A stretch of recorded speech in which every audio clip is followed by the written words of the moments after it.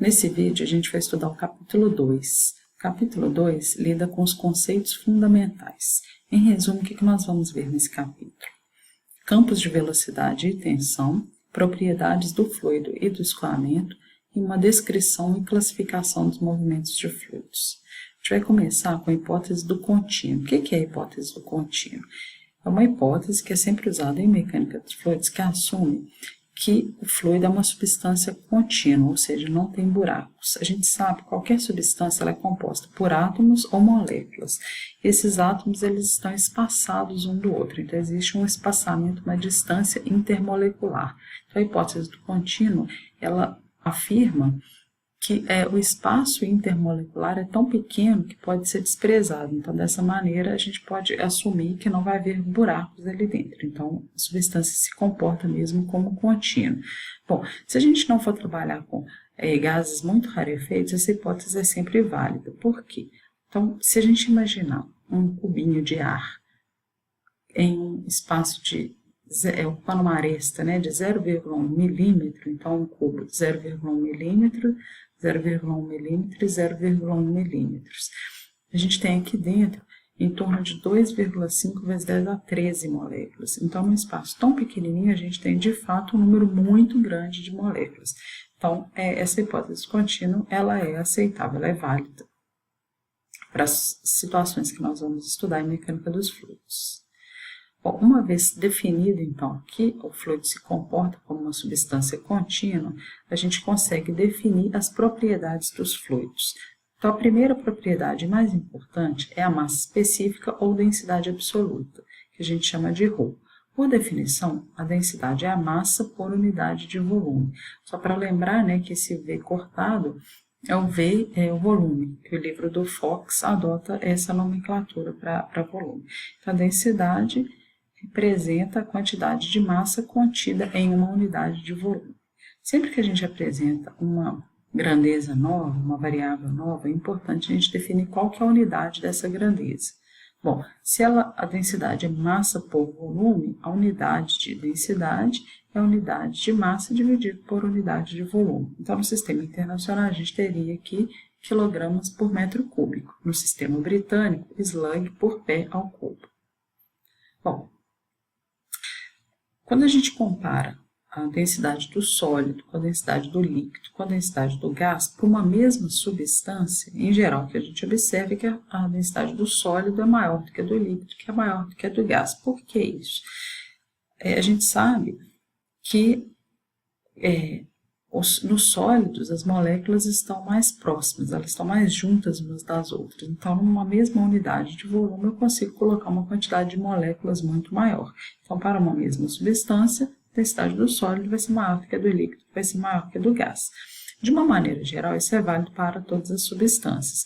Claro que nós temos exceções. Por exemplo, um aço sólido, a densidade dele é da ordem de 7.500 kg por metro cúbico.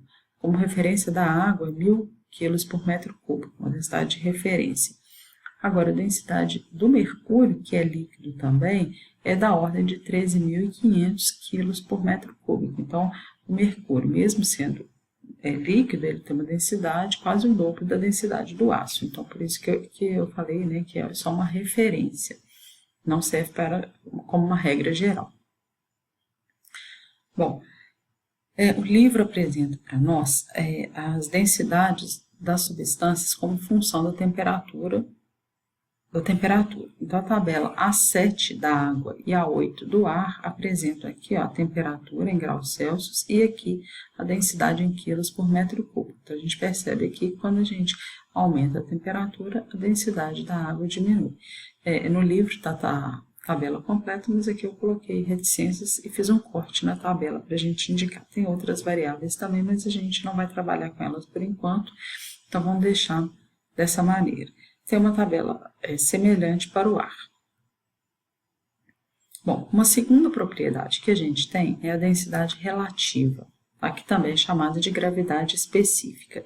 Na verdade, o termo gravidade específica não é muito utilizado, mas eu coloquei ele aqui porque o símbolo de densidade relativa que o livro trabalha é SG, então vem da gravidade específica. Bom, se a gente pegar edições mais antigas do livro de Fox, a gente vai ver que existem tabelas para a densidade da água e do ar, tanto em função com unidades, né, no sistema internacional, como com as unidades no sistema britânico. Isso é um complicador, porque dependendo do sistema de unidades que eu estiver trabalhando, eu vou precisar de uma tabela diferente para encontrar os valores da densidade dos fluidos. Então, para evitar esse tipo de problema, surgiu a densidade relativa, tá? Ou gravidade específica. O que ela representa? A razão entre a densidade do fluido e a densidade de um fluido de referência. Então, quando a gente coloca uma densidade sobre a outra, a grandeza é adimensional, então ela independe do sistema de unidades que a gente está trabalhando. E qual que seria essa densidade de referência, esse fluido de referência? Então, para líquidos e sólidos, o fluido de referência é a água. Tá? Só que não é simplesmente a água, porque a gente viu na tabela anterior que a densidade da água varia com a temperatura. Então, para ser um valor de referência, tem que ser um valor constante. Então, qual seria esse valor constante? A densidade da água a 4 graus Celsius, que no sistema internacional é igual a 1.000 kg por metro cúbico e no sistema britânico 1,94 slug por pé ao cubo. Por que pegar esse valor, né, exatamente a 4 graus? A densidade da água, ela apresenta um comportamento um pouco diferente da densidade dos outros fluidos. Em geral, o que a gente tem é que a densidade diminui com o aumento da temperatura. No caso da água, colocando aqui, né, no eixo da ordenada, a densidade, aqui está em gramas por centímetro cúbico, e na abscissa a gente tem que a temperatura em graus Celsius. Então, a gente observa o seguinte, a 0 graus, a água estava na fase sólida, né, ela começou a virar líquido. Então, a densidade dela aumenta para depois diminuir. Então, esse valor máximo aqui seria a nossa densidade de referência. Tá? Então, 1.000 kg por metro cúbico ou 1,94 slug por pé ao cubo.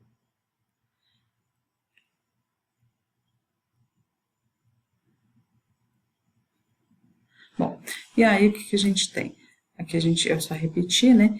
E aí tem informação aqui de como a gente deve encontrar a densidade relativa dos fluidos. Então, na tabela A1 e na tabela A2, a gente tem densidades relativas de diferentes substâncias. Bom, e para gases?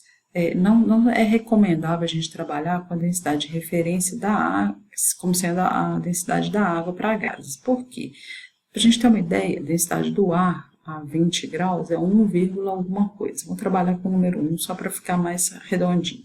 Então, a densidade é igual a 1.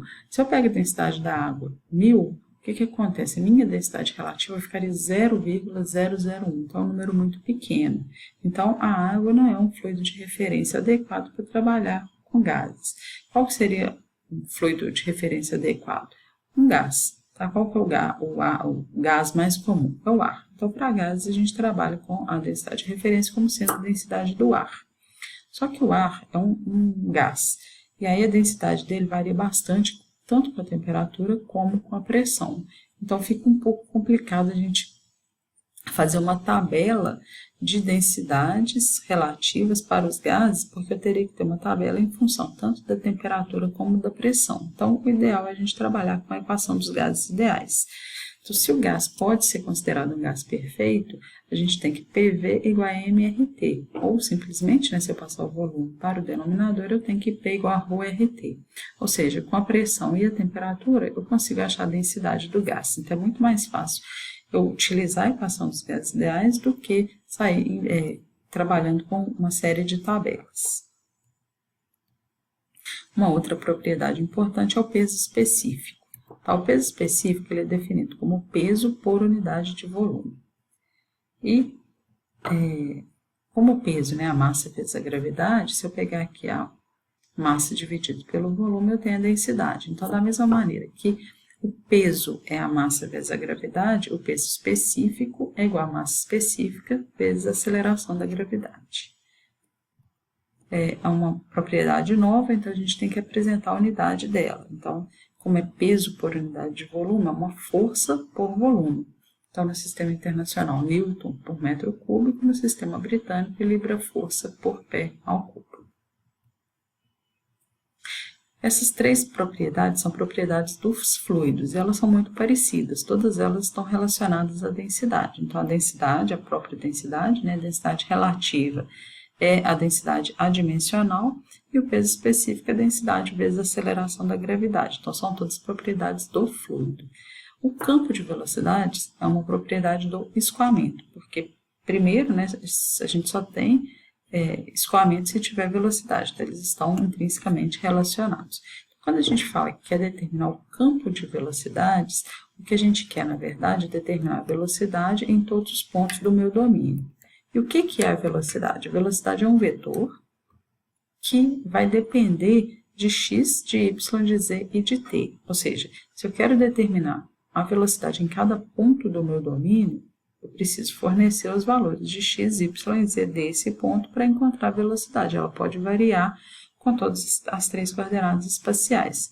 E, ao mesmo tempo, ela pode variar com o tempo. Então, é um vetor que depende de quatro coordenadas, três coordenadas espaciais e uma coordenada temporal. Bom, e a velocidade é um vetor. Então, ela tem as componentes da velocidade. A anotação que o livro adota é a componente na direção x é chamada de U minúsculo, a componente na direção y é chamada de V e a componente na direção z é chamada de W. Então, essa aqui é a anotação da velocidade. Sendo que cada uma dessas velocidades, dessas componentes de velocidade, pode variar com x, com y, com z e com t. Então, o que a gente tem aí? Então, quando a gente vai determinar o campo de velocidades, a gente tem que saber para cada ponto x, y, z, o valor da velocidade em cada instante de tempo. Então, isso é uma coisa que muitas vezes é bastante complicada. Então, a gente faz uma classificação dos escoamentos. Primeiro, a gente separa, né, o escoamento em regime permanente do escoamento em regime transiente. O que seria cada um deles? Escoamento em regime permanente é aquele em que as propriedades não variam com o tempo. Ou seja, em qualquer instante de tempo eu vou ter exatamente a mesma fotografia desse campo de velocidade, dessas propriedades. Só que na natureza, nada ocorre de fato em regime permanente. O regime permanente é uma idealização. Tá? Todos os escoamentos ocorrem em regime transiente. O regime transiente é aquele no qual as propriedades variam com o tempo. Uma segunda classificação que a gente pode fazer é entre escoamentos unidimensionais, bidimensionais e tridimensionais. A classificação que o livro adota é em relação ao número de coordenadas espaciais necessárias para descrever o campo de velocidades. Então, se eu consigo descrever o campo de velocidades com somente uma coordenada espacial, ele é chamado de unidimensional. Se eu preciso de duas, é bidimensional. Se eu preciso de três, é tridimensional. Então, como exemplo, se eu pegar esse vetor velocidade 2xy, ele é um campo bidimensional. Observem que ele tem apenas uma componente de velocidade, ele só tem velocidade na direção x. Existe uma outra classificação que é para escoamento uni-bi tridimensional, que é a função do número de componentes da velocidade. Então, nessa segunda classificação, esse campo de velocidades que está aí seria o escoamento unidimensional. Mas a classificação que o livro do Fox trabalha é em função do número de coordenadas espaciais. Então, nesse caso, esse daí seria um escoamento bidimensional permanente, porque não varia com o tempo. Esse outro, ele só depende da coordenada espacial x, então ele é unidimensional. Como ele varia com o tempo, ele é transiente. Então, unidimensional transiente. Esse terceiro, ele não depende de nenhuma coordenada espacial, então ele seria, entre aspas, né, um zero dimensional. Esse zero dimensional, ou seja, ele é constante ao longo de todo o meu domínio, então ele não depende de nenhuma coordenada espacial, a gente chama de campo uniforme de velocidades. Bom, o que ainda tem para acrescentar aqui? O campo uniforme de velocidades, ele diz respeito apenas à variação da velocidade com as coordenadas espaciais. Se eu tivesse aqui um 2t e duas vezes a coordenada temporal vezes i, ele ainda seria um campo uniforme de velocidades, porém transiente. Então, eu posso ter escoamento uni-, bi- ou tridimensional permanente ou transiente e um campo uniforme permanente ou transiente também. O permanente e transiente diz respeito apenas à variação temporal, e o uniforme e o não uniforme, né, que se divide em uni, bi e tridimensional, diz respeito apenas à variação da velocidade com as coordenadas espaciais. O passo seguinte aqui do livro são as linhas, tá? Linhas de tempo, trajetória, linhas de emissão e linhas de corrente. A mecânica dos fluidos, ela é um campo, né, extremamente visual. Por quê? Muitas vezes a gente não consegue solução analítica para as equações do problema. Então a gente tem que se basear ou em resultados numéricos ou em resultados experimentais, porque a solução analítica não é possível. Então, as três primeiras, linha de tempo, linha de trajetória e linha de emissão, são linhas relacionadas ao campo experimental, a solução experimental do problema. E as linhas de corrente são relacionadas à solução mais numérica. Então, vamos uma de cada vez, né? Então, a linha de tempo. O que ela é? O conjunto de partículas que formam uma linha em um determinado instante. Então, vamos pegar essa imagem aqui. O que ela representa? Essa linha de baixo é uma superfície que está em repouso. Essa linha de cima seria uma superfície que está sendo puxada para a direita com uma força F. Então, na mecânica dos fluidos, a gente tem a chamada condição de não deslizamento. O que ela estabelece? Que a camada de fluido em contato com a superfície tem a mesma velocidade da superfície. Então, esse ponto aqui, ó, meu fluido está parado, esses dois. No instante inicial, as duas placas estavam paradas. Então, eu identifiquei essa linha tracejada aqui, ó, que seria minha linha de tempo no instante t igual a 0. Quando eu comecei a puxar essa placa de cima com velocidade v, pela condição de não deslizamento, as partículas de fluido em contato com ela se movimentaram com a mesma velocidade. Então, a partícula que estava no tempo t igual a 0 nesse ponto, ela foi deslocada para esse ponto. E quando ela foi puxada, ela puxou a partícula que estava abaixo, a camada de fluido que estava abaixo, que por sua vez puxou essa e foi puxando. Bom, então o que aconteceu? No instante t igual a 0, elas formavam essa linha vertical. No instante t igual a ΔT, ela se movimentou para a camada de cima, né? Se movimentou para cá e foi puxando todas. Então, essas partículas que estavam nessa posição, elas adquiriram essa posição. Então, isso daqui, ó, seriam as linhas de tempo para essas partículas. A linha seguinte é a linha de trajetória, ou simplesmente trajetória. O que ela representa? O caminho real percorrido por uma partícula fluida. Então, eu tenho aqui um tubo curvo, e aí essa partícula que estava aqui no instante t igual a 0, ela veio para cá no instante t igual a t1, t2 e tn, depois de n intervalos de tempo. Então, descreve de fato a trajetória percorrida pela partícula. É mais ou menos como a gente pega ali o Google Maps ou o Waze e ele vai mostrar a trajetória que a gente deve seguir para chegar no nosso destino. Então, seria o caminho que a gente vai percorrer. Como é que a gente visualiza a trajetória em um escoamento? Então, vou pegar essa figura aqui, que representa um tubo transparente, e aí eu estou injetando um corante. Eu vou soltar uma gotinha desse corante, exatamente na partícula que eu quero ter a minha trajetória descrita. Então, o que eu vou fazer? No instante t igual a 0, eu vou tirar uma foto e vou marcar onde essa partícula estava. No instante t igual a t1, eu vou tirar outra foto e marcar onde ela está. No instante t2 e assim sucessivamente. E depois eu vou sobrepor todas essas fotografias e aí eu consigo, de fato, visualizar o caminho que a partícula percorreu. Uma terceira linha é a linha de emissão. O que ela é? É a linha formada por todas as partículas que passaram anteriormente por um determinado ponto. Então, a linha de emissão, como é que ela é visualizada? Eu pego a mesma tubulação e, em vez de eu injetar o corante uma única vez, como eu fiz para ver a linha de corrente, vou fazer uma injeção contínua de corante. Então, o que eu vou ver?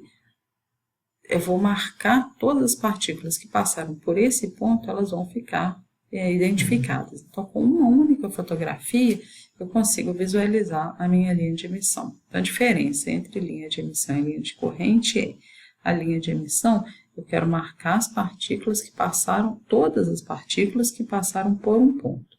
A linha de desculpa, a linha de trajetória, eu vou marcar uma única partícula e eu vou mostrar diferentes fotografias dela. Agora eu já não sei se eu falei linha de emissão e linha de corrente, tá?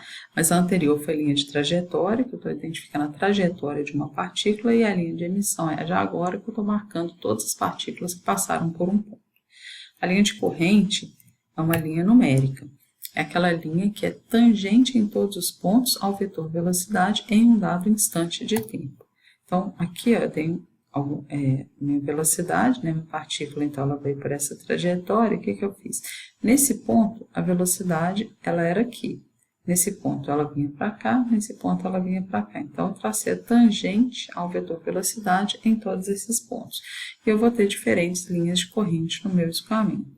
Então, essa imagem aqui mostra uma imagem numérica, né, mostrando um fluido passando, aqui tem um canto de 90 graus e aqui embaixo tem uma curva. Então, se não houvesse nada, se eu cortasse o meu tubo aqui, ó, o que eu ia enxergar? Essas linhas de corrente seriam todas retilíneas. Quando eu coloco uma mudança abrupta de seção, a tendência do fluido é fazer esse caminho. Só que alguma coisa fica perdida aqui. Então, eu tenho umas linhas de corrente com recirculações. A mesma coisa aqui embaixo, a tendência dele é subir. Então, ele tenta subir o mais rápido, mas aqui ficaria em vácuo, então vem um pouquinho de fluido e eu ocupo. Então, esse aqui foi um trabalho numérico, essa foto não é minha. Ele estava avaliando a geometria mesmo, possíveis geometrias. Então, aqui foi um canto de 90 graus, aqui já veio com um chanfro para fazer o canto de 90 graus menor, e aí está vendo a influência dessas recirculações. Por que a linha de corrente é útil do ponto de vista numérico? Vamos pensar o seguinte: se eu não consigo resolver analiticamente as minhas equações, eu vou resolver essas mesmas equações numericamente. Então, eu tenho um conjunto de equações diferenciais, eu resolvo essas equações. Então, para cada ponto do meu domínio, eu vou encontrar uma velocidade. Então, eu vou ter uma matriz de velocidades. Então, eu vou ter uma matriz de velocidades U, uma matriz de velocidades V, uma matriz de velocidades W, em função dos pontos. Então, visualmente, fica muito difícil a gente interpretar isso daí. Então, se a gente consegue plotar dessa maneira que está aqui, ou dessa maneira que está aqui, eu consigo visualizar com muito mais facilidade como que o escoamento está ocorrendo. Bom, e matematicamente, como é que eu encontro uma expressão para essas linhas de corrente? É isso daqui. A componente V dividido pela componente U é igual a dy dx. Então, se eu tenho o meu vetor velocidade, eu consigo determinar, né, quais são essas componentes. Então, a componente na direção x a gente chama de U, a componente na direção y a gente chama de V. Então, eu conheço essas componentes e tenho uma equação diferencial. Então, eu integro essa equação diferencial e consigo achar uma expressão y em função de x, que seria a forma dessas linhas de corrente. Bom, o próximo tópico é o campo de tensão. Bom, o que é tensão? Tensão é força por unidade de área. A gente viu no capítulo 1 que a tensão é a força que atua numa unidade de área, né, mas que dependendo da orientação dessa força, essa tensão ela pode ser uma tensão perpendicular à superfície, que a gente chama de tensão normal, ou uma componente tangencial à superfície, que a gente chama de tensão tangencial. Então, aqui tem uma figura. Tá? Então, eu tenho um corpo qualquer, eu fiz um corte nessa superfície. E aí está sendo aplicada uma força, tá? Que pode ser dividida nessas componentes. Então, aqui, ó, com os eixos x, y, z, a componente na direção da força na direção x vai dar origem, nesse plano aqui, a uma tensão tangencial, assim como na direção y. E ao passo que na direção z, a componente é perpendicular, dá origem a uma força, a uma tensão normal.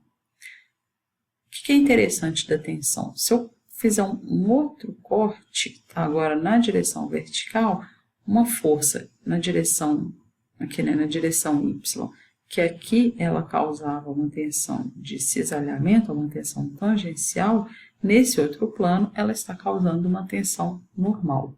Então, a tensão ela não é um vetor como a força, ela é um tensor. É um pouco diferente. E para identificar completamente esse tensor, a gente precisa de uma notação um pouco mais complicada do que simplesmente como na força, né, que seria Fx, Fy e Fz. Então aqui, ó, tem esse desenho do livro e aqui ele mostra todas as tensões que eu tenho. Então, vocês estão vendo que o índice é duplo, né? Então, o primeiro índice, ele representa o plano no qual a tensão atua. Então, se eu pegar essa face aqui de cima, para fazer um corte aqui, essa face está no plano XZ, ou seja, o eixo que corta esse plano é o eixo Y, o eixo perpendicular a esse plano é o eixo Y. Então, a gente vai chamar esse plano de plano Y. Então, se vocês observarem aqui, ó, todas as tensões, o primeiro subscrito é o Y. A tensão normal ela é chamada de sigma, e a tensão de cisalhamento ela é chamada de tau. Então, essa tensão aqui é perpendicular, ela vai ser um sigma. E essas duas vão ser tau, todas elas com o primeiro índice sendo y. O segundo índice representa a direção da força que deu origem a essa tensão. Então, essa aqui, ó, a força que deu origem a essa tensão é uma força na direção y. Então, por isso, sigma YY. Essa tensão aqui foi causada por uma força na direção x, então ela é chamada de tau YX, e aqui tau YZ. A mesma coisa para as outras. Então, eu tenho aqui, ó, esse plano, é um plano YZ, então a gente chama de plano X. Então, essa tensão aqui, ó, é uma tensão normal. Então, é um sigma, e essas duas são tensões de cisalhamento, tau. O primeiro índice de todas é x, e o segundo índice representa a direção da força. Então, essa daqui foi causada por uma força na direção x, sigma xx. Essa daqui na direção y, tau xy e tau xz. O que a gente observa também é que as tensões normais, o subscrito é o mesmo. Então, sigma xx, sigma yy, sigma zz. Para a tensão de cisalhamento é sempre trocado. Então, tau xy, xz. YX, YZ e ZX e ZY. E a gente tem que identificar também a questão do sinal. A minha tensão ela pode ser positiva ou negativa. Bom, a tensão ela é força por unidade de área. Então, o sinal da tensão vai ser positivo se eu tiver uma força positiva com uma área positiva ou uma força negativa com uma área negativa. E a minha tensão vai ser negativa se eu tiver uma positiva e outra negativa. Bom, mas o que é uma força positiva? Como é que a gente olha o sinal da força? Simplesmente pelo eixo. Se a força que deu origem àquela tensão atua no sentido positivo do eixo, ela é uma força positiva. Se ela atua no sentido negativo, ela é uma força negativa. Bom, mas o que é uma área positiva ou uma área negativa? O vetor área é um vetor perpendicular à superfície e aponta sempre para fora. Então, se eu pegar aqui, ó, esse plano, tá? Eu vou ter aqui o meu vetor área, seria isso daqui, perpendicular à superfície apontando para fora. Então, nessa daqui, ou todas elas. Todas elas não, só essas quatro. Então, sempre apontando para fora. E aí a gente olha se ela é positiva ou negativa pelo sinal do eixo também. Então, essa primeira ali, na direção x. Esta. Ela está apontando no sentido positivo de x. Então, essa área seria uma área positiva. Essa daqui aponta no sentido negativo de x. Então, ela seria uma área negativa. Então, vamos olhar essa primeira tensão aqui, o sigma xx. A força que deu origem a ela é positiva, porque está no mesmo sentido do eixo, e a área também é positiva, porque está no mesmo sentido do eixo. Então, força positiva com a área positiva, eu tenho uma tensão positiva. Do lado de cá, eu tenho a tensão, ela está atuando para a esquerda. Isso significa que a força que criou essa tensão, que deu origem a essa tensão, atua para a esquerda. Então, a força é negativa. A área também é negativa. Então, eu tenho uma tensão positiva. Então, o que a gente observa é tensões normais de tração são sempre positivas, tensões normais de compressão são negativas. Agora, vamos olhar uma tensão de cisalhamento, essa daqui, ó. A força que deu origem a ela é positiva, porque está no mesmo sentido do eixo. A área no qual ela atua é a mesma dessa daqui, positiva. Então, força positiva com área positiva, tensão positiva. Essa outra aqui, ó, tal XZ. A força que deu origem a ela é uma força negativa, está no sentido contrário do eixo. E a área também é negativa. Então, tensão vai ser o quê? Força negativa com área negativa, a minha tensão dá positiva. Todas essas tensões que estão desenhadas aí são tensões positivas, ou seja, quando a área é positiva, vocês podem ver que todas elas atuam no sentido positivo do eixo. Quando a área é negativa, todas elas atuam no sentido negativo do eixo. Então, todas as tensões são tensões positivas. Bom, aqui tem uma imagem um pouco maior, né? Eu deveria ter feito por aqui, mas só para mostrar com um zoom maior aquelas tensões positivas e negativas. Bom, uma outra propriedade que a gente tem é a viscosidade. O que é a viscosidade? É uma propriedade que caracteriza a relação entre a tensão de cisalhamento aplicada e a taxa de deformação observada. Em outras palavras, ela mede a resistência do fluido em escoar. Vamos pensar o seguinte, vou imaginar aqui, antes disso, vamos comparar a água com a glicerina. Qual que é mais viscosa? É a glicerina. Então, mesmo a gente não sabendo ainda a definição formal de viscosidade, a gente sabe o que é uma viscosidade. Então, ela mede a resistência do fluido em escoar. Quanto maior a resistência do fluido em escoar, maior a viscosidade. Então, vamos voltar para essa definição formal. É a propriedade que caracteriza a relação entre a tensão de cisalhamento aplicada e a taxa de deformação observada. Vamos imaginar dois copos, está contendo uma mesma quantidade de água e glicerina, cada um com um fluido. Então, se eu tentar derramar os dois, o que vai acontecer? A água vai escoar com mais facilidade, ou seja, por uma mesma tensão de cisalhamento, a taxa de deformação dela vai ser maior, ou seja, a viscosidade é menor. Para entender isso melhor, vamos pegar essa figura. Então, a gente está vendo aqui, né, as linhas de tempo.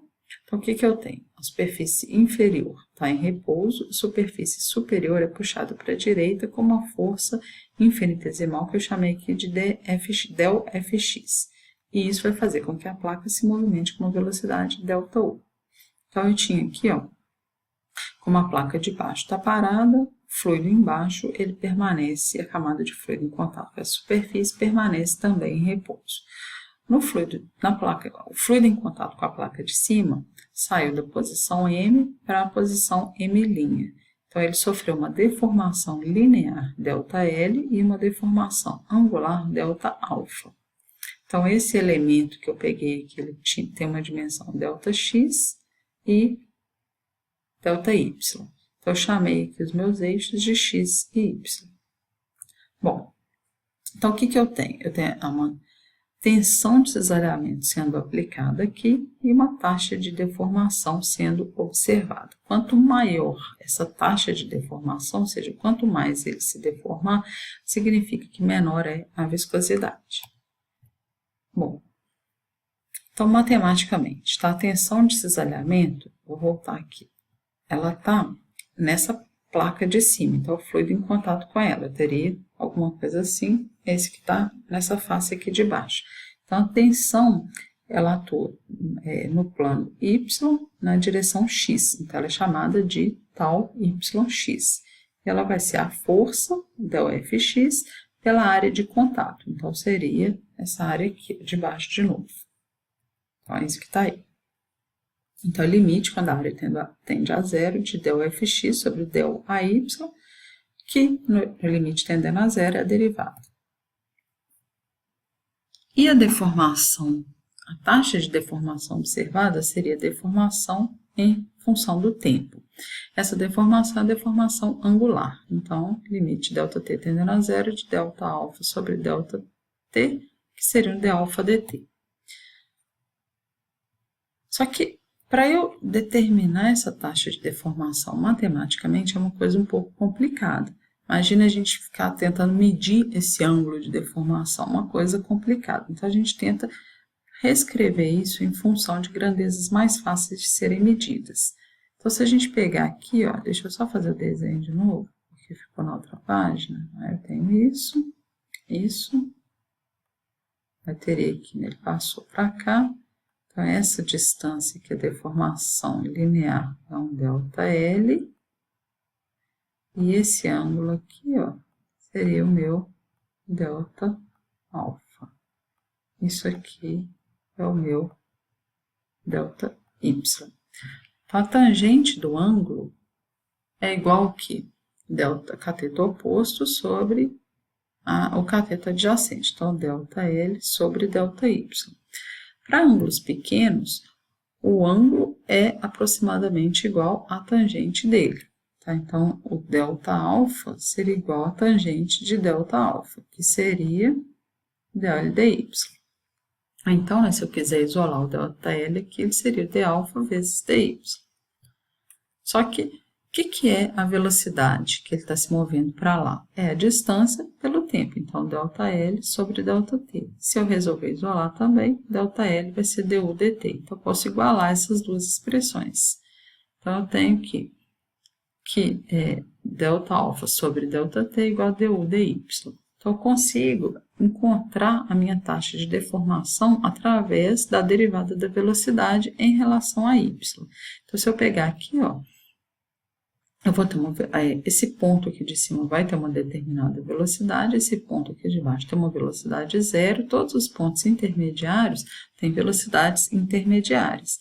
O que isso significa?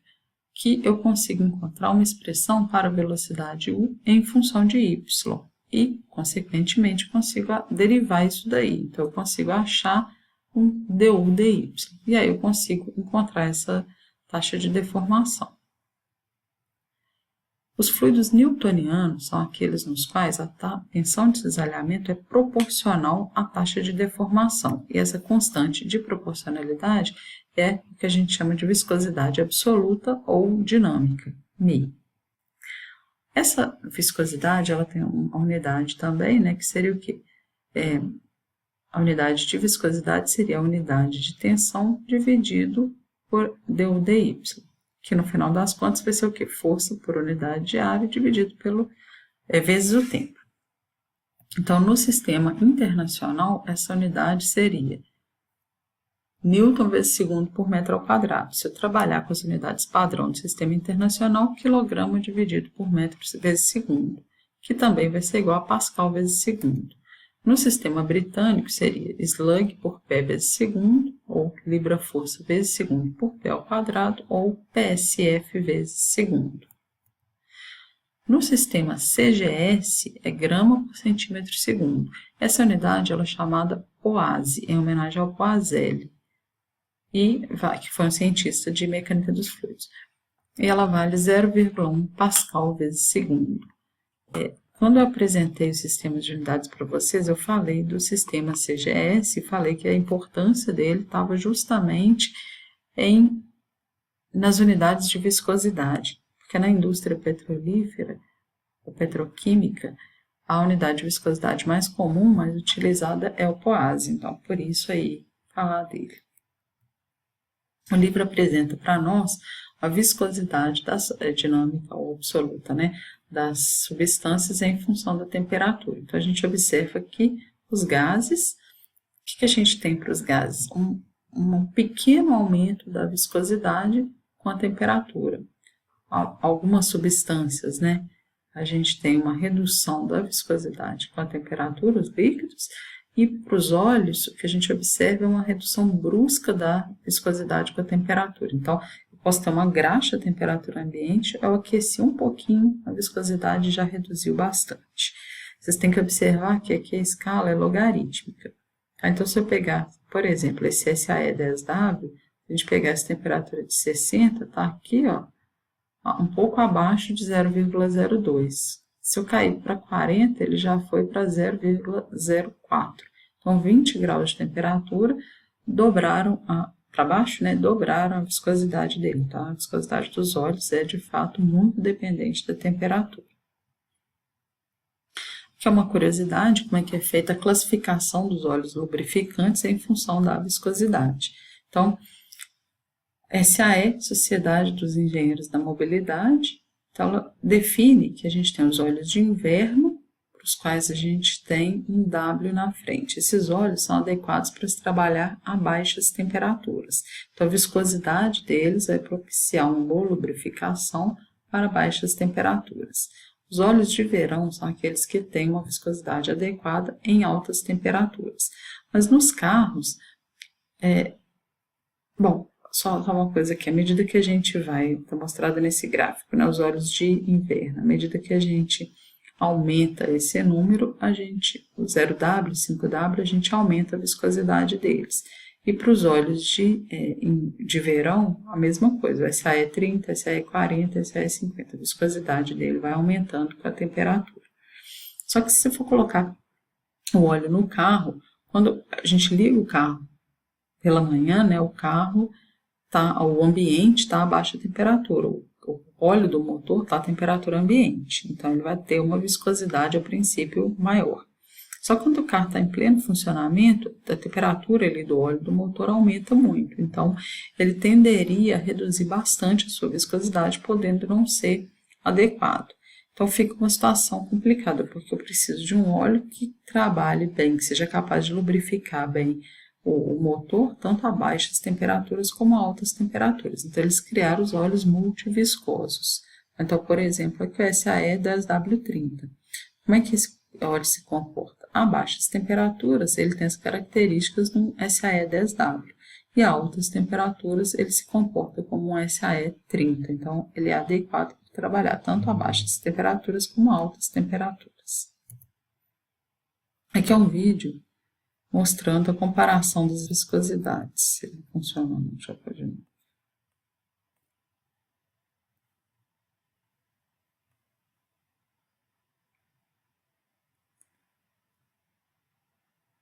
Esse aqui seria o SAE 0W30, 5W30, então ele colocou todos ao mesmo tempo. E aí está mostrando que quando a gente passa do 0W para o 5W, a viscosidade aumenta. Para o 10W, a viscosidade aumenta mais ainda. O 15W40, a viscosidade está ainda maior.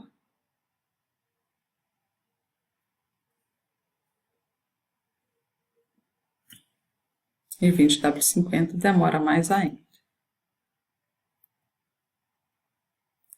A gente tem também os fluidos não newtonianos. O que seriam os fluidos não newtonianos? São aqueles fluidos em que a tensão de cisalhamento não é proporcional à taxa de deformação. Então, são apresentados alguns aqui. O plástico de Bingham, o pseudoplástico dilatante e o fluido newtoniano. O fluido newtoniano, então, a gente observa que a relação entre a tensão de cisalhamento e a taxa de deformação é linear. Esse primeiro aqui, o plástico de Bingham, como é que é o comportamento dele? Ele se comporta como um sólido até uma determinada tensão de cisalhamento e como um fluido newtoniano a partir dessa tensão de cisalhamento. O que seria se comportar como um sólido? A gente viu, né, pela definição de fluido, que o fluido, ele é incapaz de se manter em repouso quando é aplicada sobre ele uma tensão de cisalhamento. E o sólido, ele se deforma, se a gente tira essa tensão, essa força, ele retorna à posição original. Então, é exatamente o que está acontecendo aqui. A taxa de deformação real dele é 0. Só que, se a gente excede uma determinada tensão, aí ele se deforma. O que seria o exemplo disso? Uma pasta de dentes. Se ela está ali no tubo, a gente aperta um pouquinho, a pasta sai, se a gente tirar a mão, ela volta para dentro do tubo. Ou seja, a deformação não a deformação é estática. Então, só enquanto tem a tensão aplicada. E aí ele se comporta como um fluido newtoniano. O fluido dilatante é aquele no qual a tensão aumenta com a taxa de deformação. Na verdade, fica mais fácil da gente observar nesse outro gráfico aqui. O que ele é? A viscosidade aparente em função da taxa de deformação. Bom, o que seria a viscosidade aparente? A derivada ou a inclinação dessa curva aqui. Então, o que a gente observa? O fluido dilatante, ele tem a sua viscosidade, a sua tensão de cisalhamento desculpa, a sua taxa de deformação, ela vai aumentar com o aumento da tensão aplicada. Tá? Então, a viscosidade aumenta com a taxa de deformação. E o pseudoplástico é o contrário, a viscosidade aparente diminui com essa taxa de deformação. O que seria o exemplo de cada um? O pseudoplástico poderia ser uma tinta. Imagina que a tinta está ali na lata, e a gente passa o pincel e ela é grossa. Então, quando a gente movimenta devagarinho, a viscosidade é alta. Mas quando a gente passa o pincel na parede, ela desliza com facilidade, indicando que a viscosidade dela está diminuindo. O fluido dilatante é o contrário, aquela mistura de água com maisena. Eu vou mostrar um vídeo agora. Quando a gente coloca a mão devagarinho, a mão entra. E quando a gente bate com força, ela forma como se fosse uma parede e a mão não é capaz de penetrar. Então, a gente aumenta a viscosidade com o aumento da tensão. Vou mostrar o vídeo. É a mesma coisa também da areia movediça. Tá?